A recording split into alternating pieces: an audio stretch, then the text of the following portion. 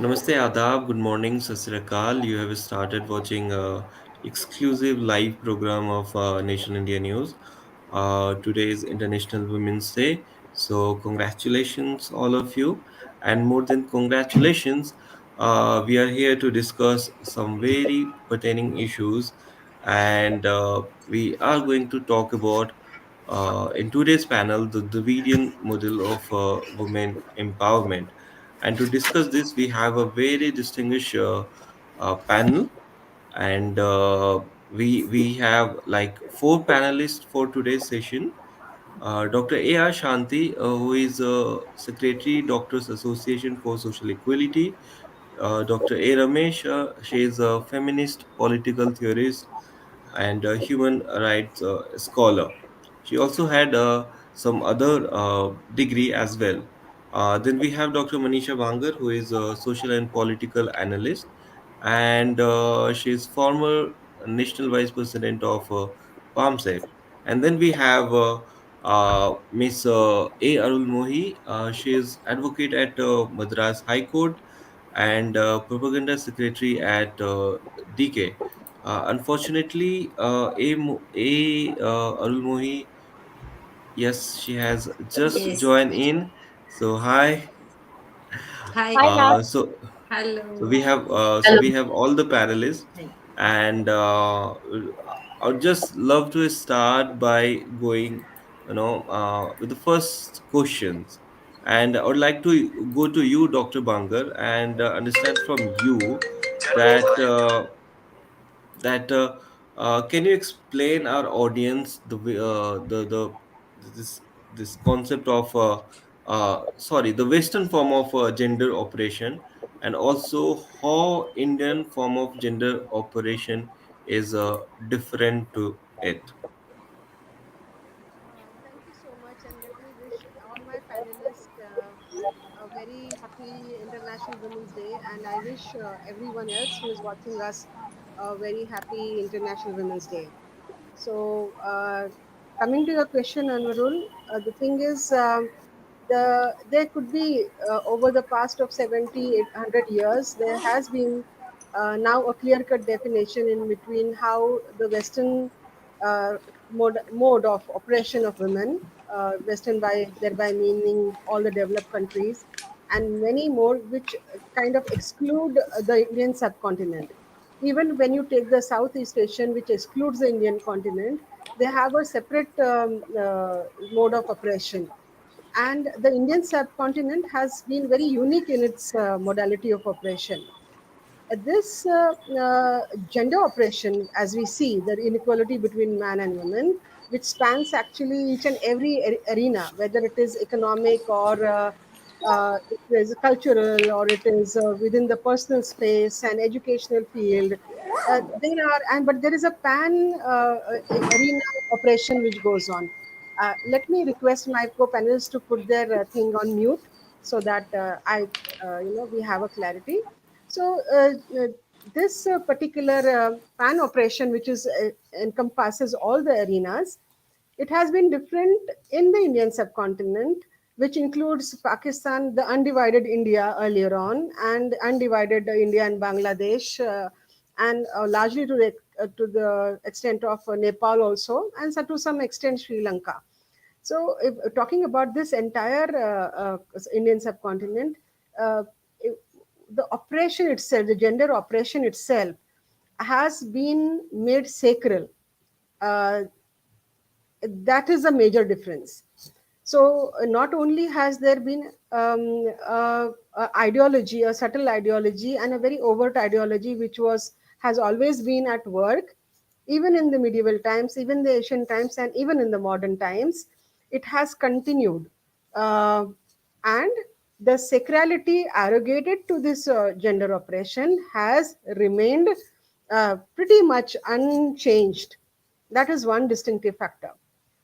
Another distinctive factor is that there have been, to the transgressions, there have been penalties. That is another thing. And the third and most important thing is that this gender operation has been connected or inextricably linked, interlinked with another kind of a hierarchical discrimination, which is also been made sacral and a part of a larger religious background, and that is the caste hierarchy. And the gender oppression has been a cause as well as the effect, both. And it has also been the gender oppression has been used as a machinery to perpetuate the other kind of hierarchy, and that is the caste hierarchy, which has in its background, it's at its very base, inequality between man and man going on, and class going on. So where I would just summarize the thing, whereas in the Western and other concept, you have the concept of class differentiation or gender differentiation or oppression, which combines class. Here we have both the caste, class, as well as gender oppression, and all three are interlinked. Thank you so much. Thank you, Dr. Manisha Bangar. We'll quickly move on to our second panelist. Abhinaya Ramesh, I would like to go to you, and I'll just uh, I'll just exit this layout, and I would like to understand from you, Abhinaya Ramesh, about about the liberation concept. Can you explain to our audience about the Western form of liberation, and also how it is different to Indian form of liberation? And adding to that, can you also discuss the Indian feminist and non feminist theories in play? Right, I'm very happy to be here. Early morning, we are discussing a very important topic, friends, and it really gives me pleasure to reflect early morning on this issue and celebrating 8th March as International Women's Day in a very active manner to begin with. The point which he has asked me that I need to understand, I have to give the understanding that what is exactly the Western feminist liberation. Now you have a very, very big, I would say, expanse of the liberation movement as far as the women's liberation is concerned. Let us say that from historicity to come to this contemporary world, or contemporary circumstances of women's liberation. First and foremost, I would say Mary Wollstonecraft, one who said vindication of rights of women, and she also blamed number of people to begin with Plato, a very important thinker, and how they did not have the location for a woman. Then precisely we come down to the 18th century, and that is John Stuart Mill with his wife Harriet Taylor, one who spoke about women's right and specifically having the representation in British Parliament.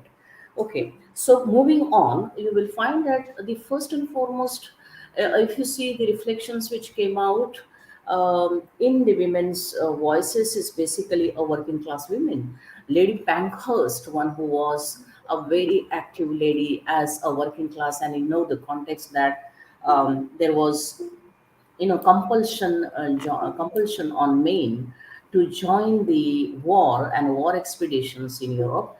And at that time you also have the settling down and stall, or I mean installation of the industrial revolution. So people need to be there in the factories, and so there was also a call for women, and you always see that kind of a hand as the campaign or advertisement in from the government of Britain, that women are equally masculine. So women joined the class, the working class, and but when men came from after the completion of the war expedition back home, government again told women to go for to sit at home, to rear children and look after your family, and not to continue this kind of a work in factories. Now, this is the very important aspect for a lady Pankhurst, who said, no, we are on the payroll, we are getting our own salary, we will look after our families, but we will also not leave our jobs, which are given the autonomy.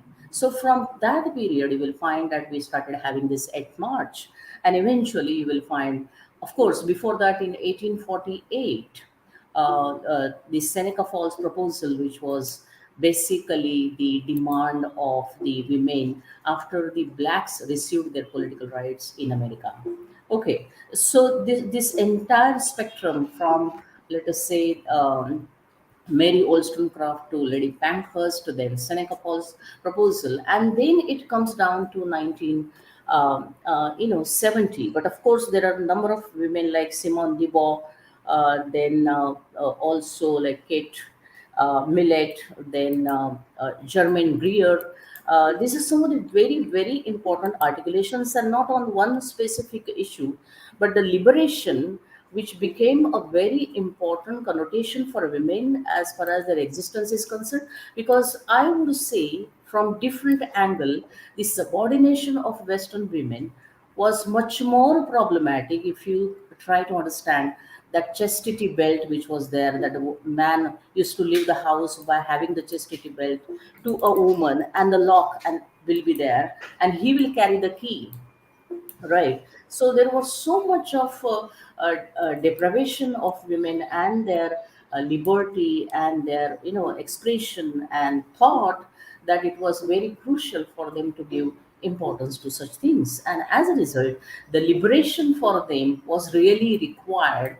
And when the nature is so problematic, and of course that is also the reason for industrial revolution to come across number of inventions, almost like at every minute that you have update about the same specific area and the specialization. So what I'm trying to say, that the liberation for the Western women is a very important task, and that made them. But of course I must say that 1848, a country, 1848 is considered to be very important for American women, but 1848 was equally important over here for Mahatma Phule, that he opened the school. So you can imagine that how the humanitarian perspective towards all individuals or all human beings was so much heavily at the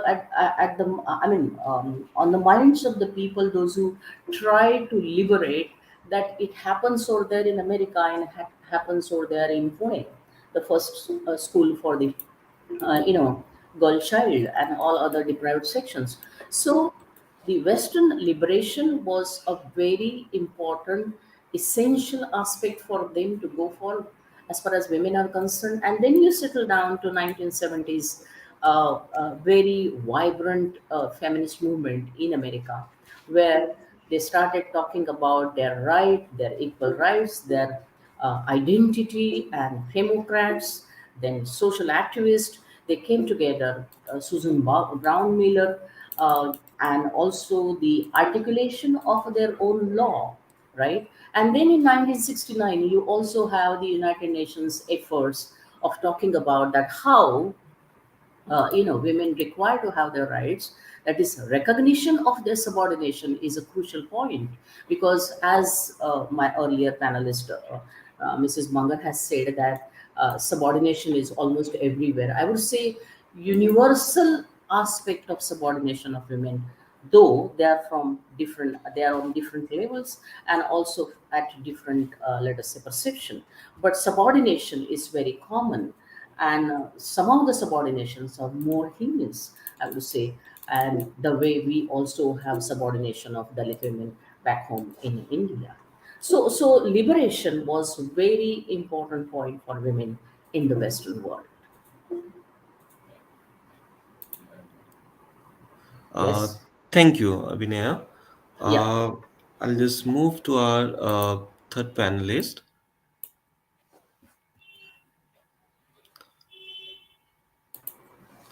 Yeah, I'll just move to our third panelist. And uh, Dr. Shanti, I would like to understand from you that how our Indian feminist movement has been different to those Western movement. Can you also talk about the uniqueness of Indian feminist movements?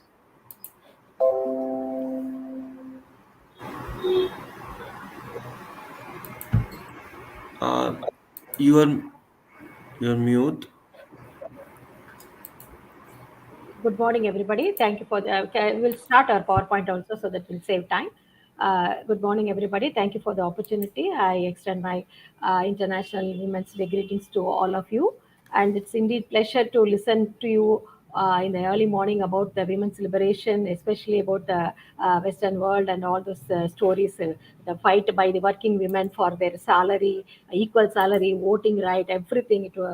Everything is coming to our mind. At the same time, here in India, we had a different issue of that is a caste problem, and because of that, the women are always only the Brahmanical and patriarchal society only was prevailing here.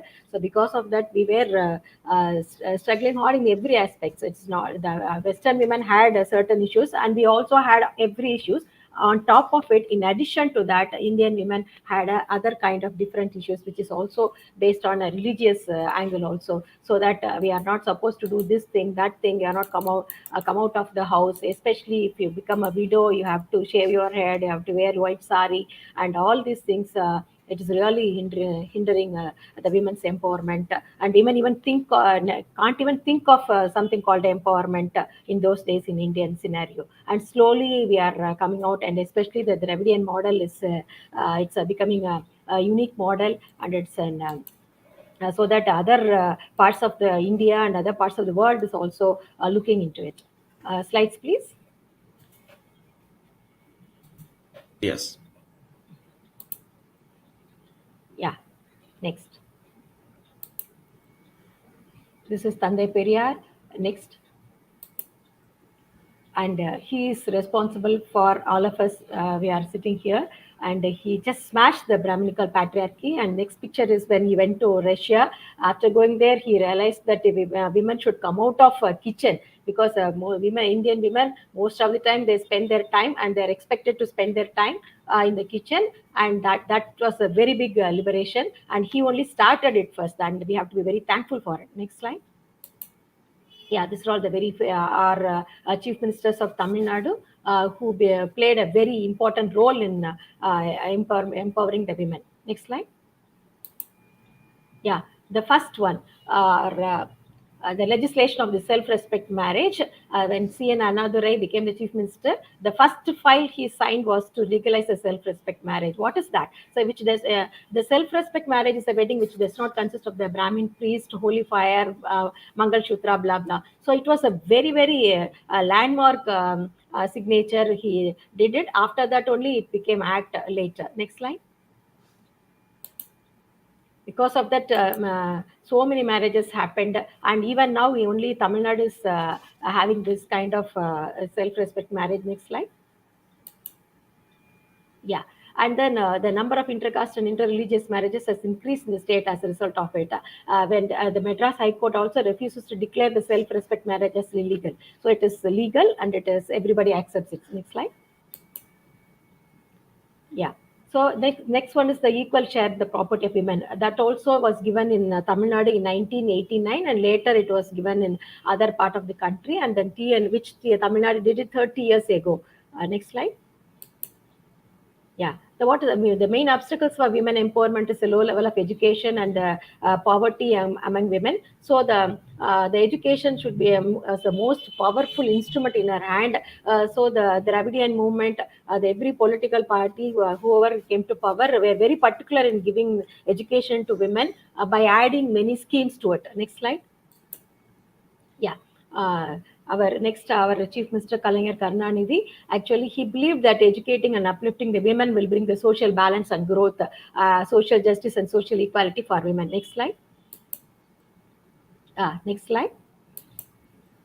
Yeah, the not only that, in 1973 also women police force. Previously, women were considered to do only certain jobs, and they are unable to use this police uniform and come out. But in 1973 itself, Tamil Nadu had an exclusive police force, and then the reservation in the local governors.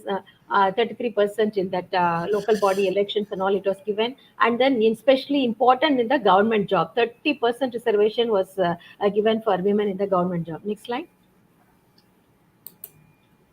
Yeah, self-help group. Actually, the 20 women are forming a group, and they were given a bank loan, and they could start their small group of people will do their business, so that it was very useful for them. And next is the free gas stove and gas cylinder, which is actually the kitchen is a very important place for the women, which just exploits her. So this free gas stove and gas cylinder scheme was really good. Next slide. Which was given to women with the below poverty line, and then color TV's television scheme, so that she's exposed to the whole world through the TV from her own home, without going outside, without even stepping outside. And then transgender commission was given. Next slide. Yeah. And this is Chief Minister, our ex-Chief Minister. She was really an iron lady. She could do many schemes with reference, keeping the empowerment of the women in her mind. Next slide. She introduced a scheme called Taliku Tangam, that is giving gold for Mangal Shutra.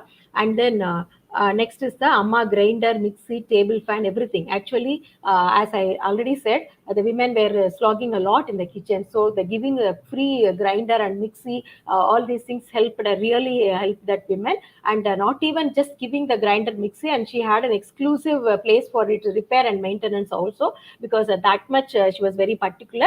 And after that, she introduced many schemes for driving vehicles. So when every aspect was keenly observed, what the women requires to come out of the house and come out of that slavery life in this patriarchal society. Next slide. Yeah, this is the cradle baby scheme, and we, especially the female, to prevent the female infanticide. It was a wonderful scheme. It helped a lot of female child from getting killed by their own parents. Next slide. Yeah, health is very important. And she just started many schemes exclusively for that amma health checkup scheme, so that previously the health aspects of the women were not that much given importance. And then that was a wonderful time. The infant mortality rate, maternal mortality rate, everything was less, and it was second in the country. And so those kind of schemes were very then the women health was given priority in that. Next slide. Yeah, that marriage assistance schemes. This marriage assistance schemes is very important. The people may think, what is there, giving some subsidies, giving something, some gold, kind of few thousands to women for their marriage. But everything is linked to the education. If the girl has completed 10th standard, then this much amount will be given. If she has completed diploma, if she has completed degree, and then the amount is increased, so that it just gave a surety, a guarantee that the women is going to the school, and they are made to go to the school with easily. Next slide. Yeah, Moolu Ramamurdam Ammayar Memorial Marriage Assistance Scheme to improve the education status of economically poor girls, to help the financially poor parents for their daughter's marriage. And she was a reformer, and then she worked for the abolition of the Devadasi system in Madras presidency. Next slide. And even the naming, the schemes were named to the feminist leaders and fighters of the women empowerment. Next is the EVR Money MAR Memorial Widows Daughters Marriage Assistance. So everything was keenly observed. The women who are not having any social assistance were given assistance to for the marriage of their own kids. Next slide. Yeah, Annai Teresa Ninaivu Orphan School Marriage Assistance Scheme. So the women are women, but in that orphan girls, widows' daughters, and then individual women, single women, all are again oppressed. So that special assistance were given with reference to, in addition to the after guaranteeing their education. Next slide. Yeah, Muthulakshmi Reddy Ninaivu Intercaste Marriage Assistance Scheme. So this is where the Tamil Nadu is differing from other states. So it is giving financial assistance to the girls who are getting into intercaste marriage, interreligious marriage, when the whole country even now is having the honor killing. And here we are giving incentive to the women who is getting an intercaste marriage. Next slide. I'm very proud to say that all our family members in are having intercaste marriage. That's possible in this society. Next slide. Yeah, this is there are other schemes also, like giving the sewing machines, all these things, so that in her own home she can earn some money and she can be economically independent. Next slide. By doing her own household work. And then free coaching for exclusively for women, and entrepreneurship, and then awareness program, and the women scientist award. Everything, every aspect was dealt. Next slide. And then EVR Maniammayar Memorial free graduate educations for girls given even from 2007-8 onwards, and that the major role in prohibition of Indian movement. We all of us know about EVR Naga Maniammayar. And then next slide. The Nagamai name, it was in the two programs is given in Tamil Nadu, and there are other schemes like for the girls to stay and study, hostels, everything was given. Next slide. Many girls are not having a proper home. It was given for them, and then state resource center was given for women so that they know what is available for them. Next slide. And then with reference to education, education is very, very important. So it started with the midday meal scheme, which was given by Kamaraj and MGR, and then Karnanidhi and Jayalalitha. Everybody improved only, and that is a very, very basic and very important scheme, which is alleviating our not only the poverty, and also some nutritional indices also increased because of that. Next slide. The calories were provided with, along with the proteins, along because of the egg protein was given. And then with reference to education, the free books and uniform, even geometry boxes were given. Next slide. Yeah. And a laptop was very, very important scheme, and it was given to almost every student. Next slide. And that even Stalinji is giving now. And then the laptop scheme and then cycle scheme is very, very hit among students, that play a very important role in giving the women education. Next slide. They could travel from one place to another. And then Mother Teresa Women University was established exclusively for women development and studies. Uh, Next slide. Another scheme. Yeah. And then free bicycle to the students. That was a wonderful scheme. And then many studies were done regarding that scheme, how it was useful to not only that particular student, particular girl, but also the whole family, even other aspects. Apart from education, they could use that cycle to reach nearby places for their business, even to get health, to go to the nearer to hospital to get their health benefits. So that cycle scheme was really wonderful, and it played a multiple role in a family. Next slide. It cut down the cost of the transport. So the 100% it was utilized, used by the age group of 15 to 18 in every aspect. It is almost the results gave 100% in many aspects by using that bicycle by that particular family. Next slide. Yeah. And then free sanitary napkins came when it is a normal physiological phenomena that women are having a menstruation, but that may affect her life outside. But it is a very wonderful program, and it's a very good plan to give such kind of a free sanitary napkin scheme. Next slide. Dr. Shanti, I'm Yeah, like really sorry to interrupt, but we need to like finish a bit yeah, I will. I make quick. it. Yeah, and you know what happens in the central government? Even the this was given. GST was put to the sanitary napkin. Next slide. Yeah, it's all women police station was started in Tamil Nadu. Next slide. Yeah, and then even the Stalinji said women need not stand for a long time for a bandobast. Next slide. Yeah, this is the community when for women, the community Valikapu for women who is having pregnant. Next slide. This is all Mutulashi Redmi scheme where we give 18,000, unlike 8,000, 6,000 by central government. That's also not given properly. Next slide. Yeah, next slide. Yeah, this is Sama maternity nutrition kit. Next slide. Even for babies, different kit was given, ensuring that women and babies' health. The next slide. Yeah, next slide. Next slide. In COVID time, also 90% of delivery here, and the maternity leave in India only in Tamil Nadu it is up to 12 months now. It has been increased. Even in central government, it's only 6 months. Next slide. Yeah, many schemes. Next slide. Next slide. Free bus travel is given to all women in Tamil Nadu now. Next slide. Next slide. The job quota is increased to 30 to 40%. Next slide. These are all the women helplines. Next slide.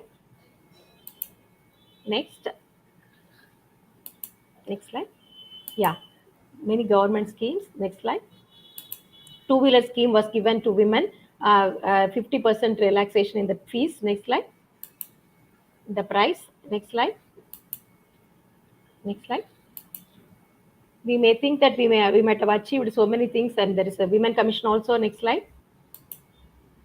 Yeah, these are all our achievement, which is in compared to Indian overall Indian status in all developmental indices. Next slide. Yeah, this is our all about research about our Dravidian model. Next slide. Many research papers were being put. Next slide. Yeah, in spite of that, we have not completely achieved. So the Tamil Nadu has come out with a new policy for women now. It's for opinion now. Next slide. Yeah, next slide. This shows our vision and mission. Next slide. With the present scenario explained, we want to achieve more by doing this. Next slide. Yeah, this is a thousand rupees aid for women. It's going to be a future scheme. Next slide. Next slide. These are all the plan in the thing with the sick leave for women, especially considering the menstruation days in the mind. Next slide. Yeah, thank you for the opportunity. We will, with our Tamil Nadu model, we want the other states also to follow the same, and we want to copy the best thing in the other states also. Thank you. Thank you for the opportunity. Thank you, Dr. Shanti.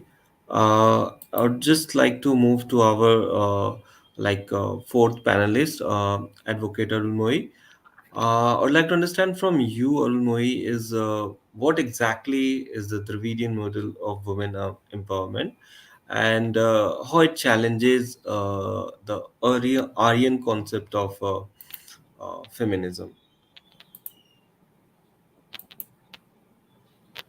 You are mute. Yeah. Yeah, very good morning. My wishes on the Working Women's Day to everyone, and my regards for the panelists. Dravidian model is exactly fighting with the social psyche, demolishing the dilapidated structure, and constructing a new world which will treat men and women equally, which should eradicate the caste system, which will aim for an inclusive growth, which will formulate a policy which includes the transgenders and any other marginalized community which has not been considered so far as part of the society. So keeping all these things in a natural way of development. It's not by any kind of revolution taking place in a day or month or year. It is cultivating, inculcating the thoughts in the minds. I'll just tell you, I know the time is very short, and this subject is definitely a larger one, very larger than the time frame. I'll just tell you an example. What is Dravidian model is fighting for the right in its own way. Like my friend Dr. Shanthi has mentioned lots of schemes, in which one was Dr. Muvalu Ramamridam Memorial Scheme, that is helping the poor women in marriage.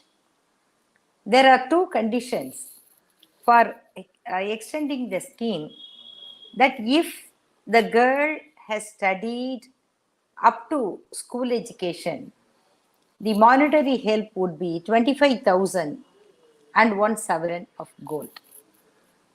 If she is a graduate, the monetary help would be 50,000 with gold. It is kind of incentive and inviting them to grow. And why this scheme was named after Muvavalu Ramamridam is also that she was the field worker while Dr. Muthulakshmi was fighting in the legislative assembly. Muvavalu Rama was fighting in the field. She was born in the Devadasi community and she was bringing those girls out of the prison, imprisonment at home, and she got them married. In those marriages, what they were tying for Devadasis were called pottu. It was not a thali, a Mangal Sutra. So, Dravidian movement, which advocated for removing the thali as a symbol of slave, it described, yes, what is Mangal Sutra is a symbol of a slave. Whereas, while the Devadasis were brought out from their home imprisonment and got them married, tying the thali, the Mangal Sutra, was considered to be the change, the revolution. And education, economic rights, empowerment in politics, all these policies were made included in the resolutions passed by the Dravidian party. By that time it was called Justice Party. In 1929 there was a conference convened in Chengalpet near Chennai. That conference was Self-Respect Conference, Suyamaryadai Manadu.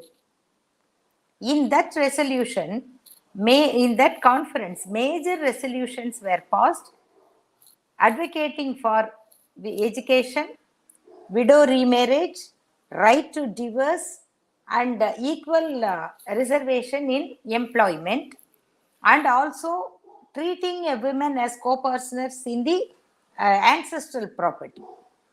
Everything. If you take the resolutions of 1929 conference, you will see the resemblance of SIDA convention. That was the Dravidian charter was much earlier than any other charters declared by the UN. Probably one thing to be compared was 1909 charter, which were proposed by the women of the European countries, which led to a seat in the formation in the UN. So this was Dravidian model, and starting from womb to tomb, there are laws to protect them, but still the Dravidian model is creating laws when the Sastric and time immemorial rules of religion do not approve certain things. Even for increasing the age limit of marriage for women, there were opposition in the name of Shastras. When the Devadasi system was sought to be abolished, the opposition was in the name of religion. So, eradicating all those things by replacing proper legislation is one part, that is after achieving power. But to make the power work towards bringing out changes, there should be a call from the society, for which we have to fight with the social psyche of the society, which consider women is a sin, or getting a woman is a sad affair in a family, women is a burden, women is a liability, and the parents of women should always keep their head low. All these things, it's not an affair of a few decades. It has been there for thousands of years. So this Dravidian model movement started fighting among the community, breaking the barricades, and then creating legislations to protect it. It is a two-way working mechanism. and which has helped a lot for the improvement in the state of Tamil Nadu, and we are marching more. And still, the globalization, the availability of all unwanted stuff, of course, the world marketing of sex and violence has been affecting everyone, including all the areas. So now we have to start the other next process, next phase of teaching the children what is right, what is equality, and what is knowing right thing, and what is spoiling the mind, corrupting it with sexual violations. This is what we mostly need to protect women, especially the children. I think with this Women's Day, we will move on to the next phase of protecting women from the impact of globalization. I think this should be our next agenda. Thank you.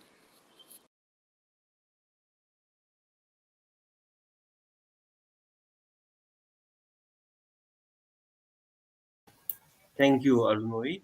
Uh, we are going in our second round of this panel discussion, where I'll take like quick comment on the particular question.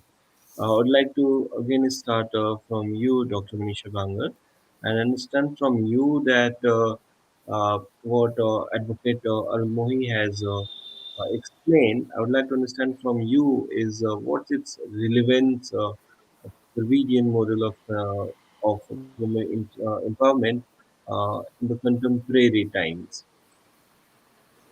Yeah, just want to give a background. I mean, it has already been very distinctly and in a very detailed manner elucidated by Dr. Shanthi and Advocate Arulmozhi, my co-panelists, and I really want to thank them for all the clarity that they have given.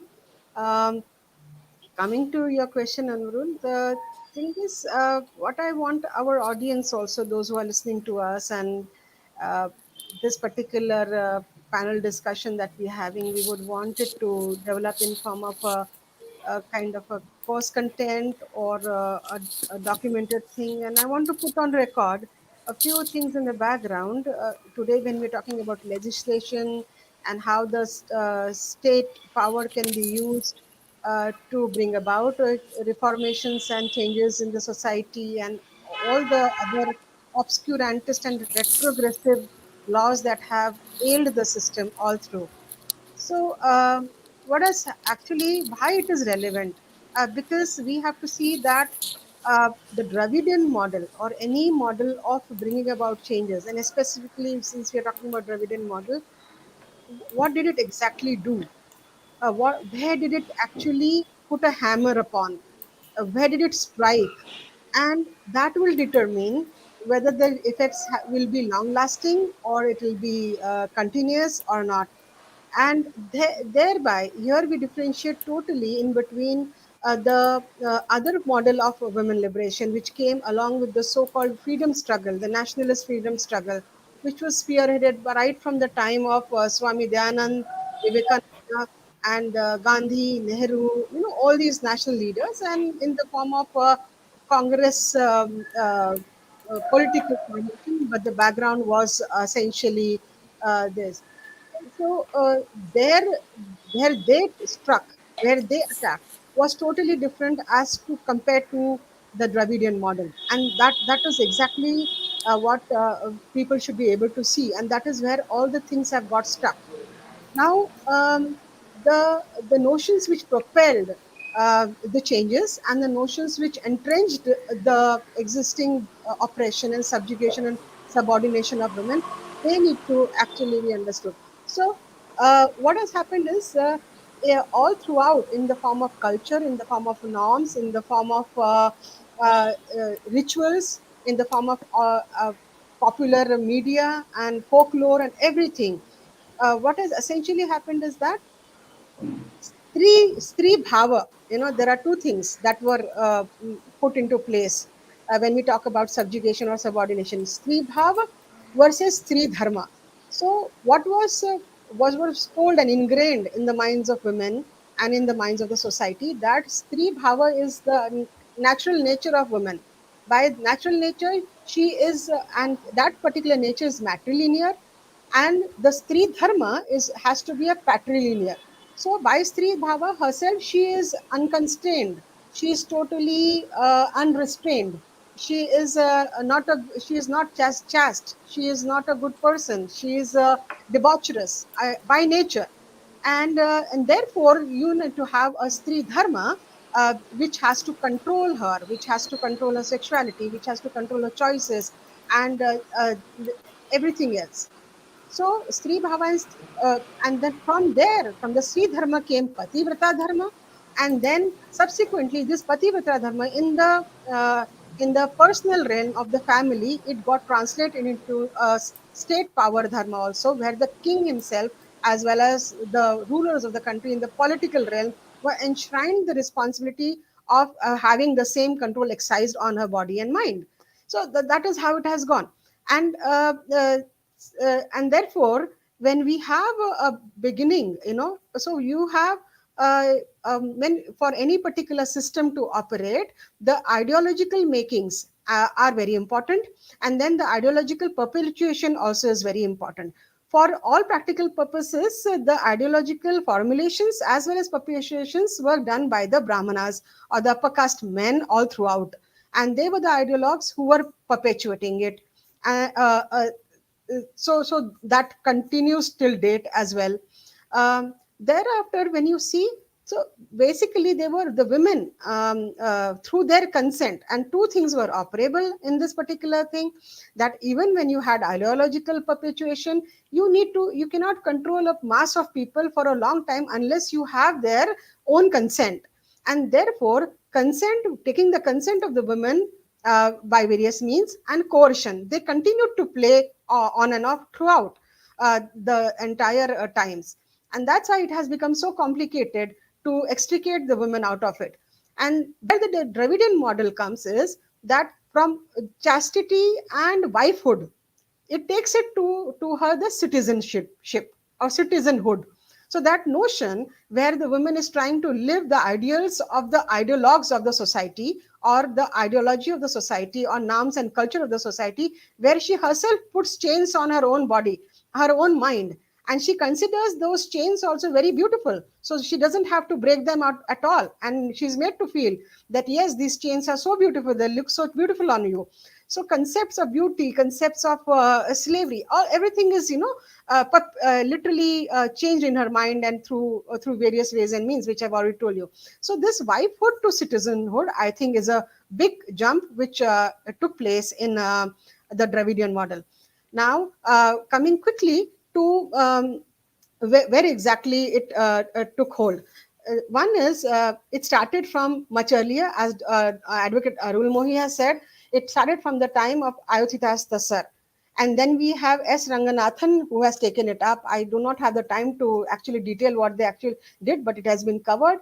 And then subsequently, we see Periyar Ramaswamy Garu taking it up, and in the form of self-respect marriages, self-respect movement. Marriages and came later, but the self-respect movement preceded the self-respect marriage movement for women, and that had its holdings on three very very important this thing, that it was felt that for oppression of women, these four things are responsible, and therefore they have to be dealt with or tackled. And they were the concept of God, the concept of religion, the concept of shastras, and the concept of caste. So all these things were in ideologically as well as methodically in practice, were being tackled in the way of the movement. And this is how it has been distinctly different. Thank you, Dr. Bangar. I will quickly move to Advocate Arulmozhi and ask her the final. I will take the final comments from her.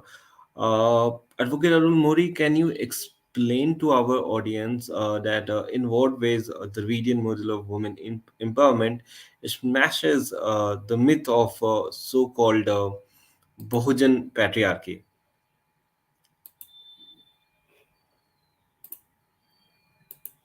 You are mute. Yes, Yeah. yes. This patriarchy, which has been getting transferred from generations together and cutting across all the social divisions, where the women is considered to be a burden.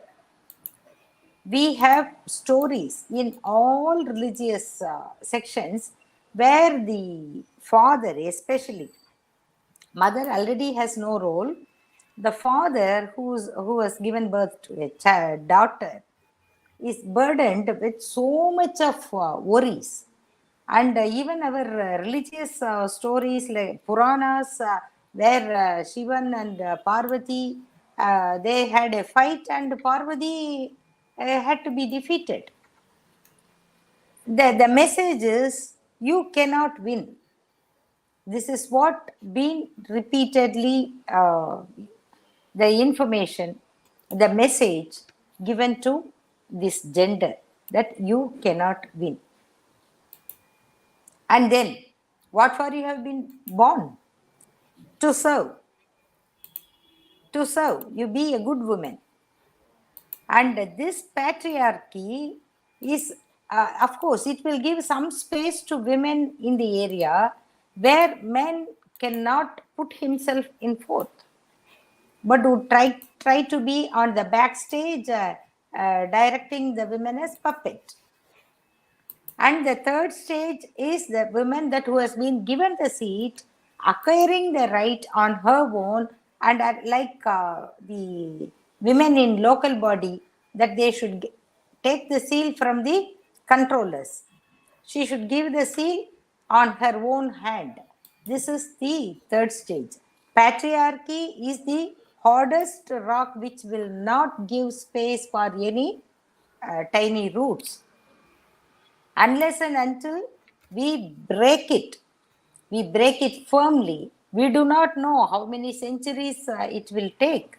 But harder the rock, the continuity should be there.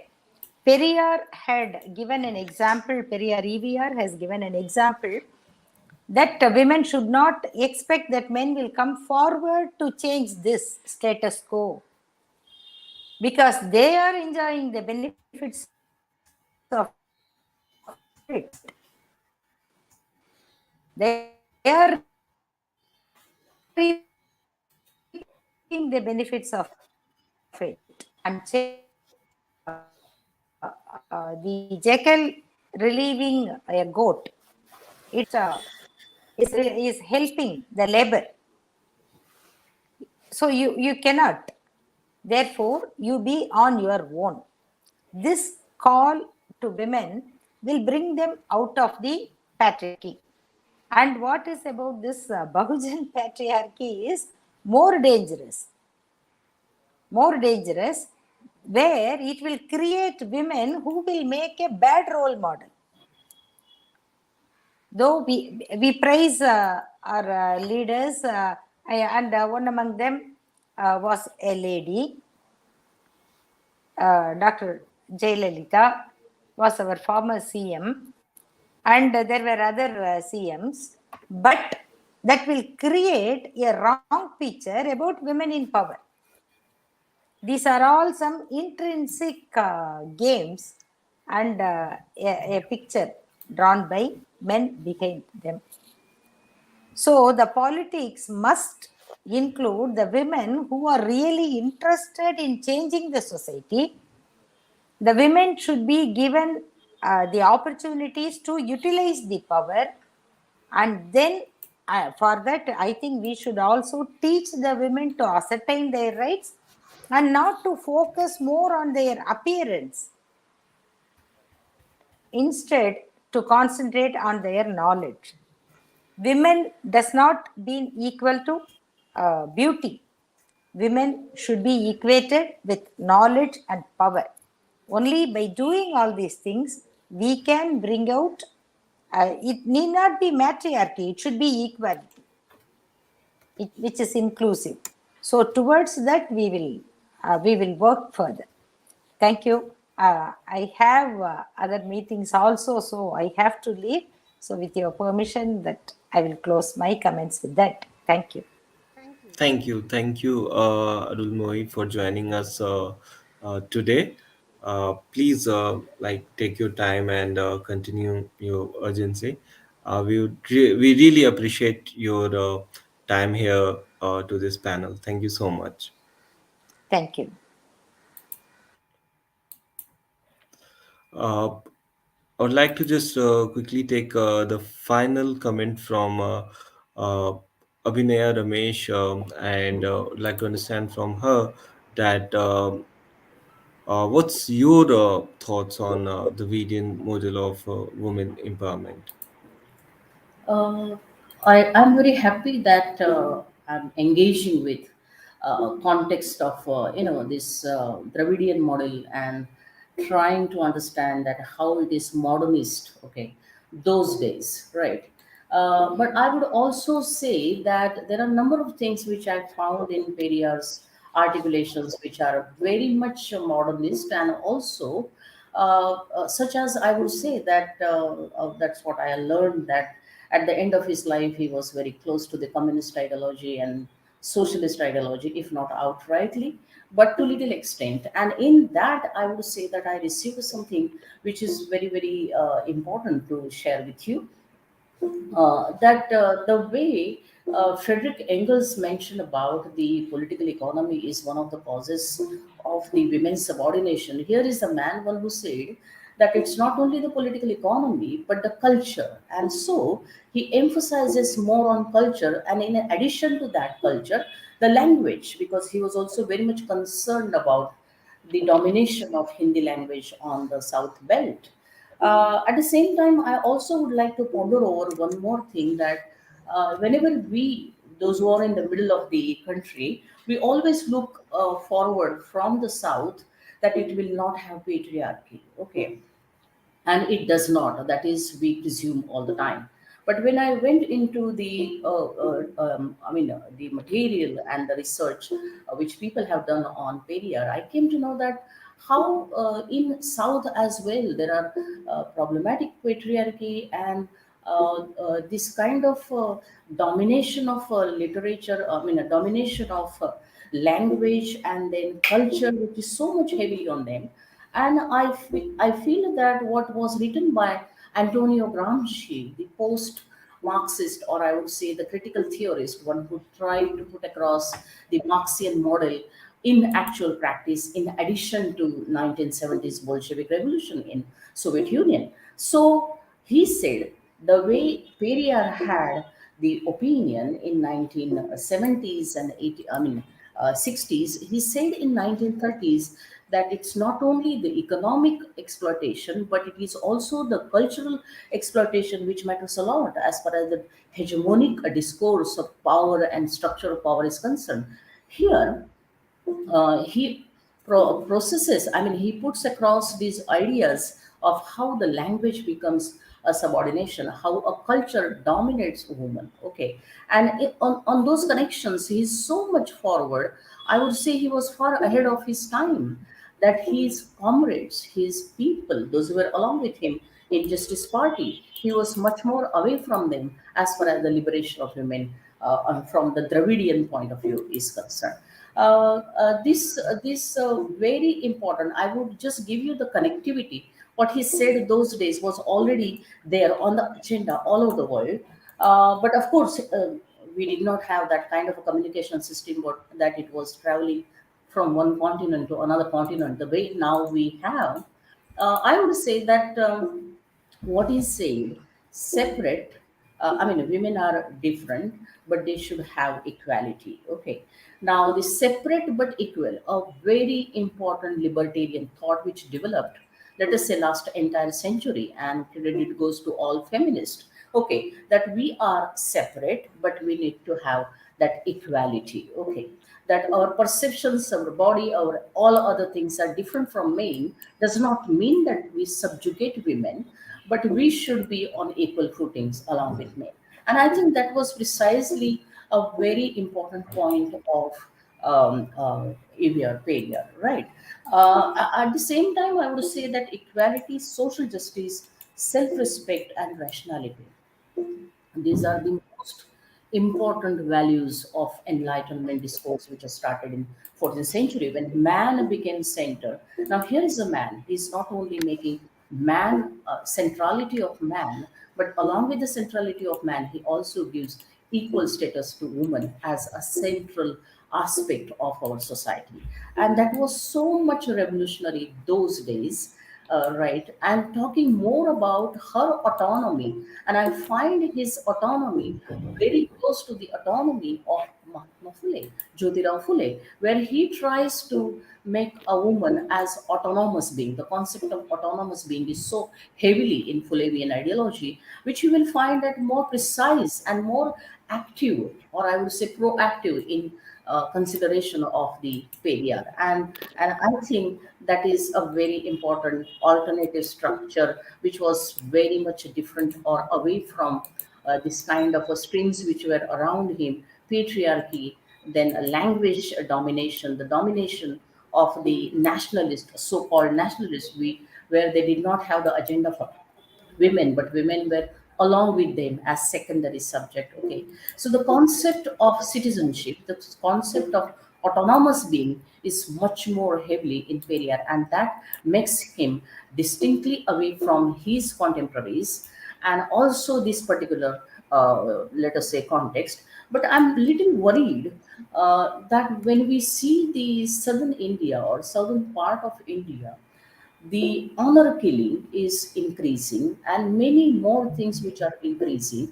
Now who are responsible, why are they responsible, what needs to be done is also the agenda which we all, the sensible beings of this century, should go for that. But at the same time, what I have realized, that why these things are happening in so merciless manner, the killing of the girl and the boy, those who are willingly trying to get married of their own choice, which is also a very prominent agenda which I saw in Periyar's articulations. But the fact remains that the increase of the of such kind of a violence against men, women in the society, and societal pressures on these girls and boys, which we were expecting from North India and which is happening. Okay, so we always connect as a state from the middle of the country that, okay, they are expected to be like this. But when it comes from the south, it is very alarming. And then we think that the states traditionally were not very much patriarchal, now entering into that gamut of patriarchy, which is so loaded of, ending the lives of the people. And I think what Prerrier has said, we need to have to rejuvenate his ideas, to revitalize his ideas in modern times, because he was a modernist. What I believed and what I have understood about this personality, that he was so much modernist. He speaks about the language as a domination, the way modern times Noam Chomsky speaks about the language, which is considered to be very hegemonic. That the language of the rural, the language of the subordinated is always, subaltern. Okay, from the Gramscian model. So I would say that since he was there and he is with his thought processes with us, we need to look at him in a very active manner and to make the relevance of his those ideas in modern times. I believe that there are a number of people, those who have contributed, that how and I also feel that being a man, how he was concerned with women's issues. So I would like to relate him with the modern concept in the feminist theory as male feminist, that he could understand even our own father, our own beloved people as men cannot understand the feeling how women are subordinated. Here is the man, one who gives complete autonomy to women. And I believe that that is very important, because the concept of male feminist, which is very dominant at the moment all over the world, that the men should be the feminist or men are a feminist. The very important is John Stuart Mill. I would say in the Western modernity here, Baba Saheb Ambedkar, then Phule, then Buddha, Okay, these are the narrations and narratives which are talking about that how women are equally important. But here is the man who specifically mentions, yes, this is what needs to be done. And Marriage Act or self-respect marriages, which are very considered. And but again, I will go to that kind of alarming sign which is happening in South India, that massive honor killings. And here, the honor killing, which is very precise, that if a boy is from the upper caste, then honor of a boy. If a girl is from the upper caste, then the honor of a girl. The honor of the person, one who is from the lower strata of the society, is not considered. Even conceptual framework in academia is also entering on those lines, that the honor of a boy if he's from that particular community, honor of a girl if she is from upper caste. Okay, so biases, how they are entering into our articulations, and which are not possible for all of us to make sense, that how the enlightened folk from the elite class, not necessarily from academia, but legal luminaries, or let us say the doctors, which are also sharing over here, all of us need to have that kind of a language which will take care of not to subordinate others. Okay, what I think precisely the dream of Periyar. Okay, Right. that submission. Right. Thank you, Abhinaya. Dr. Shanti, I'd just like to move to you for your final comments. And I'd like to understand from you that how the Dravidian model of women empowerment exposes the Brahmanical patriarchy. Yeah, actually, I accept and agree with the co-panelist version on the Dravidian model and regarding Periyar also. And in Periyar, during his last days, along with communist leaders like Singarvelu, he was actually exploitation. And this patriarchal ideology is still in every place, in every mind. And one best example is every political party in India is telling that they are for giving a 33% reservation in parliaments and legislative assemblies. But nobody is ready to give even now. But they will tell openly in their election agenda that they are not having that kind of patriarchal ideology. They are for women, they are for women equal, giving women equality, all these things, but they will not give. I rightly mentioned by Ma'am Ramesh, it is very important to note that even in South India, especially in Tamil Nadu, the casteist feelings are increasing and the honor killing rates are increasing, and that is very, very important. And we need to see that there are some political parties which are based on the only caste based political party and religion based political party are coming in India, and that is a very big problem. And because of that, the casteist feeling is increasing and the honor killing is increasing, and the whole work of Periyar is getting deteriorated, and we need to work and overwork on this to achieve our own Dravidian model and Indian model, to have a equality in India.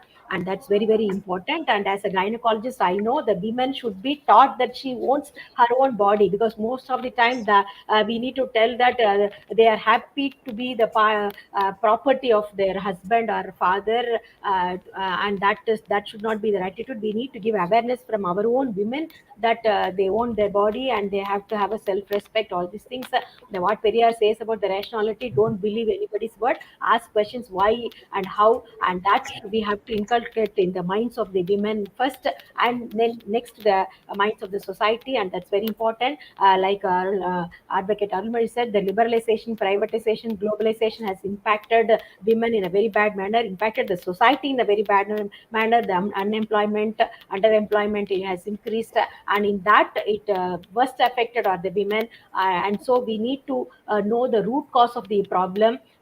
We need to make our women to understand the root causes of their problem and what all that to be done. We need to achieve the socialist society, to get equality of the women, and that should be our goal in front of us. At least the next international March 8th, we have to have 33% reservation, and we need to have all kind of benefits what we have in Tamil Nadu, in other states also. So we need to work on that line.